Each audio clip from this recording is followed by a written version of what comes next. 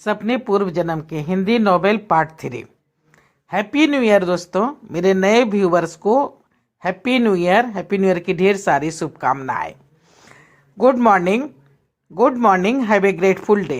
Hello India. बड़ों को ढेर सारा प्रणाम, छोटों को ढेर सारा प्यार। और मेरे सारे सब्सक्राइबर कैसे हैं आप सबको ढेर सारा Ram Ram. Ganpati Bappa Morya. Welcome back to my YouTube channel Simmi की डायरी में आप लोगों का ढेर सारा स्वागत है। दोस्तों, सपने पूर्व जन्म के एक हिंदी नॉवेल है और इसका थर्ड पार्ट आज मैं आप लोगों के समक्ष रख रही हूँ। इसका 2 पार्ट मैं पहले ही आप लोगों के समक्ष रख चुकी हूँ। दोस्तों, ये सपने पूर्व जन्म के इस चैनल पे मेरा 4th हिंदी नॉवेल है। इसके पहले 3 हिंदी नॉवेल और रख चुकी हूँ। पहला उधार का सुख, दूसरा मीठी और तीसरा डैड मेरी शादी करा दो। तो सपने पूर्व जन्म के मेरी 4थी हिंदी नॉवेल है और इसका 2 पार्ट मैं आप लोगों के समक्ष रख चुकी हूँ। आज तीसरे पार्ट में आप लोगों का तहे दिल से स्वागत करती हूँ। अब तक आप लोगों ने देखा कि मुकुंद लाल चौहान एक बहुत बड़े बिजनेसमैन हैं और उनका 3 बेटा है, अमर, अंकित और आयूर। अमर और अंकित जो है सो बड़ा है और अपने पिताजी का बिजनेस संभालता है, डैड का बिजनेस संभाल रहा है, जबकि आयूर जो है सो दोनों से छोटा है और वो ऑस्ट्रेलिया में रह के पढ़ाई कर रहा है। उसकी पढ़ाई करीब कंप्लीट हो गई है, उसके सारे पेपर्स हो गए हैं और एग्जाम देने के बाद वो अपने दोस्तों लोग के साथ जो है सो यूरोप टूर पे निकल जाता है और अपने डैड को बताता है कि मैं यूरोप टूर करके वापस खुद आ जाऊंगा। लेकिन यूरोप टूर पे ही उसकी तबीयत काफ़ी ख़राब हो जाती है। उसके फ़ोन बंद रहते हैं, फिर भी फ़ोन बजने लगते हैं। वो 2-3 मोबाइल तोड़ चुका है और जहाँ भी वो जाता है वहाँ एक लड़की उसको दिखती है जिसके बाल बिखरे रहते हैं, कपड़े फटे रहते हैं, खून से लथपथ रहती है और वो हर जगह उसको दिखने लगी है। तो उसका तबीयत बहुत ख़राब हो गया। तो उसके दोस्त लोग उसके पिताजी को फ़ोन करते हैं और उसका दोनों भाई अमर और अंकित उसे ले करके डायरेक्ट मुंबई जो है सो ले आते हैं और हॉस्पिटल में उसका इलाज चल रहा है। तो हॉस्पिटल में इलाज चल रहा है, यहाँ तक मैं आप लोगों के समक्ष रख चुकी हूँ। तो डॉक्टर अमित सेठी बेंगलोर से आए हुए हैं और इसका इलाज कर रहे हैं। तो अब मैं आगे आप लोगों के समक्ष रखने जा रही हूँ। पूरे 1 सप्ताह तक सेशन चलता रहा था। आयूर ने एक एक बात सब हमको बता दी थी। चंदा के साथ बाइक पे घूमना, शॉपिंग, उसका बर्थडे पार्टी और फिर अपने मंगनी की बातें भी बताई थी। डॉक्टर के कहने पे कि ध्यान से देखो, क्या चंदा वही लड़की है जो तुम्हें दिखती है? तो उसने हाँ कहा था कि हाँ, उसने हामी भर दी थी कि ये वही लड़की है। अभी तक सब कुछ नॉर्मल लग रहा था, दिक्कतें सामने नहीं आ रही थी कि अगले सेशन में डॉक्टर पूछ रहे हैं आयूर से, कहाँ हो तुम? आयूर जवाब दे रहा है बेहोशी की हालत में, जी हॉस्टल में, चंदा मुझसे मिलने आई है। तो चंदा और चंदन के बीच बातचीत हो रही है। हाँ कहो, कैसी हो? हाँ सब ठीक ठाक, परसों अंतिम पेपर है। मैं तो चाह रही थी जॉब हो जाने के बाद शादी करते, पर मॉम डैड नहीं मान रहे। तो ठीक है ना, इसमें हर्ज ही क्या है? हम लोग दोनों स्कॉलर हैं, हमारे माँ बाप के इकलौते बच्चे हैं। मैं भी अकेला, तू भी अकेली, दोनों के माँ बाप नौकरी करते हैं।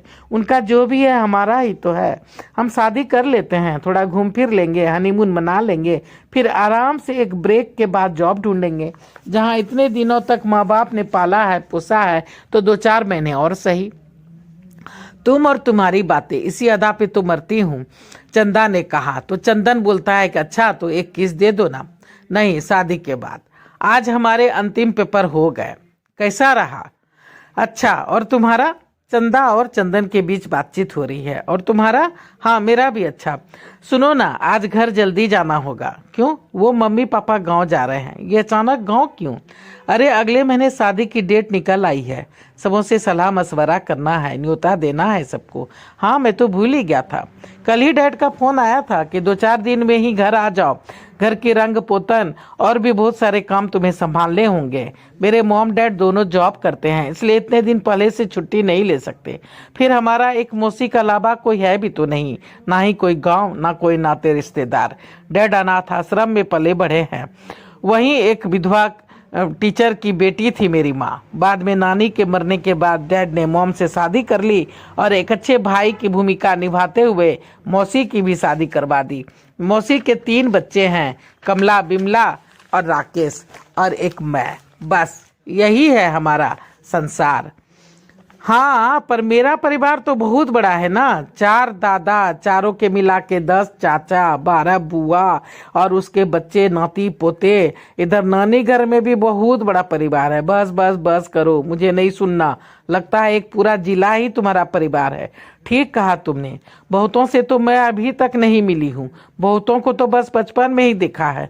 मुझे तो लग रहा है कि कहीं वो लोग शादी गांव से ही करने की जिद ना करे। अरे ना बाबा ना, चंदन बोल रहा है। तब तो मेरी बैंड बज जाएगी। पता नहीं मेरे जूतों का क्या करेगी। सारी सालियां आपस में लड़ लड़ के कचमुर निकाल देगी मेरे जूतों का। मैं तो इमेजिन भी कर रहा हूँ। चंदा हंस पड़ी। अब बस करो, मुझे घर ड्रॉप कर दो। हाँ चलो। चंदन चंदा को घर बाहर ही ड्रॉप कर हॉस्टल वापस आ गया था। फिर अपनी थोड़ी बहुत पैकिंग शुरू की थी। पढ़ाई पूरी हो चुकी थी, पेपर भी हो गए थे।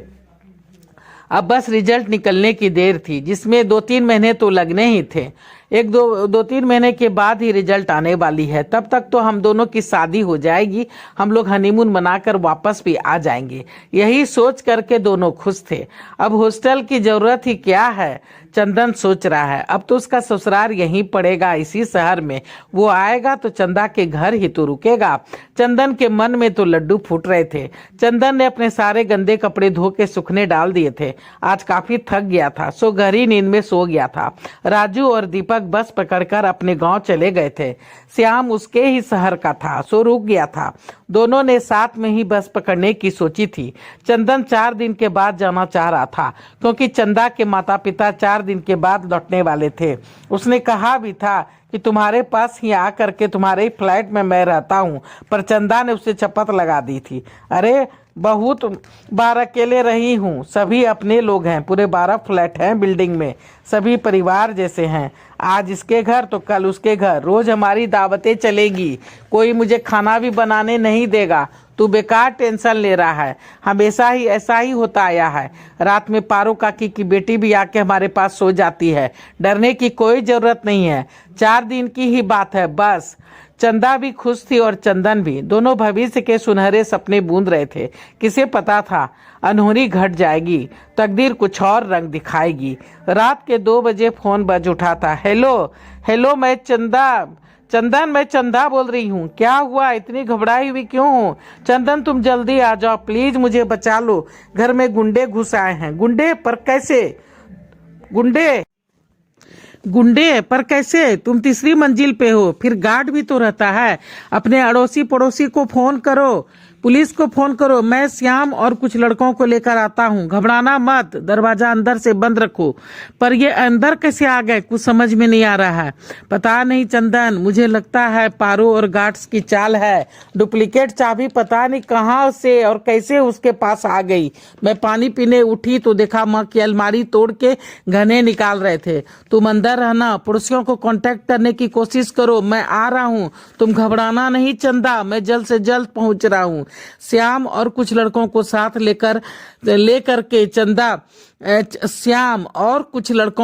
लेकर चंदन चंदा के फ्लैट पर पहुंच गया था। पुलिस को बार बार फोन करके थक चुका था, पर किसी ने फोन नहीं उठाया था। गार्ड सो रहा था। जब तक गेट खुलवाया, फ्लैट में गया, खेल खत्म हो चुका था। घर लूट चुका था, साथ में चंदा की इज्जत भी लूट गई थी। सभी गुंडे भाग चुके थे। चंदन चंदा को गले लगाकर फूट फूट कर रो रहा था कि तभी सर पर डंडे पड़े थे। अरे ये क्या कर रहा है? क्या कर रहा हूँ? हम आए थे इसकी इज्जत बचाने, वो तो बचा नहीं पाए। अब ये तेरी होने से रही, अब ये किसी काम की नहीं। तो हम भी मजा क्यों ना ले दोस्तों? क्यों, क्या कहते हो? अरे सालों, मार दूंगा। सभी आपस में लड़ने लगे थे। दोस्तों में मार पिटाई शुरू हो गई थी। चंदा की चीखें गूंजती रही, फिजाओं को चिरती रही, पर ना इंसान जगा ना इंसानियत। चंदन ने गलती कर दी थी। हॉस्टल के लड़कों को साथ लाकर सभी अपने काम कर गए थे। श्याम, चंदा और चंदन तीनों की मौत हो चुकी थी। तीनों को उन लोगों ने मार दिया था। अयूर अपनी बातें पूरी करते करते चुप हो गया था। उसकी बेहोशी टूट ही नहीं रही थी। सभी डर गए थे। मौत के बाद चिर निंद्रा में सोना, फिर से जन्म लेना, इस धरा पे आना, ये सब बातें में काफी वक्त लगा था। शायद इसलिए वो भी कोमा में चला गया था। केस काफी उलझ कर रह गया था। टीवी, न्यूज, मीडिया सभी डॉक्टर सेठी पर किच्चड़ उछाल रहे थे। ये क्या कर दिया आपने? आपने तो केस को और भी पेचीदा कर दिया। डॉक्टर बेंगलुरु बेंगलोर वापस चला गया था। पर जाने के पहले उसने कहा था, ऐसा नहीं कर सकते आप, पेशेंट को बीच में छोड़ के नहीं जा सकते आप। मीडिया काफी परेशान उसे कर रही थी। जब तक ये कोमा से बाहर नहीं आ जाता मैं कुछ नहीं कर सकता। मैंने काफी केस हैंडल किया है, पर इस तरह से मौत का जिक्र और दर्दनाक घटनाओं से होकर गुजरने से पेशेंट का मानसिक संतुलन खो जाता है। कभी कभी तो उसे पागलपन के दौरे भी पड़ जाते हैं। पर थैंक्स गॉड कि आयुर कोमा में चला गया है। मैं उसके ब्रेन्स को और उसके नर्व्स को शांत और नॉर्मल करने का भरसक कोशिश कर रहा हूँ। अगर 1 महीने के अंदर आयुर कोमा से बाहर आ जाता है तो दैट्स द गुड सिम्टम, वरना सबसे बड़ा डॉक्टर तो वो ऊपर बैठा है। हम भगवान नहीं हैं, हम इंसान हैं। मैंने अपना बेस्ट दिया है और बेस्ट देता रहूंगा जब तक कोमा में है। कोशिश करूंगा कि ये जल्दी से जल्दी नॉर्मल हो जाए। मैं भी प्रे करूंगा, कोशिश करूंगा, आप भी प्रे कीजिए। मुझे और भी पेशेंट देखने हैं। मैंने अपना बेस्ट दे दिया है और देता रहूंगा। अब मुझे आज्ञा दीजिए आप लोग। आगे प्रभु की मर्जी, प्रभु की इच्छा के आगे किसी की नहीं चलती। डॉक्टर मीडिया के सामने अपना स्पीच देकर बेंगलोर वापस चला गया था। तो दोस्तों, सपने पूर्व जन्म के 3rd पार्ट मैं यहाँ तक रख रही हूँ।